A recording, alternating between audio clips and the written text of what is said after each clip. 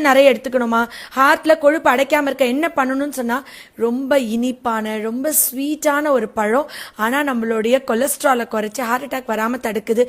இந்த சீசன்ல இளநீ நொங்கு சாப்பிடுறது எவ்வளவு முக்கியமோ அதே அளவுக்கு முக்கியம் நீங்க இந்த பலாப்பழம் சாப்பிடுறது. பலாப்பழம் அவ்வளவு முக்கியமா?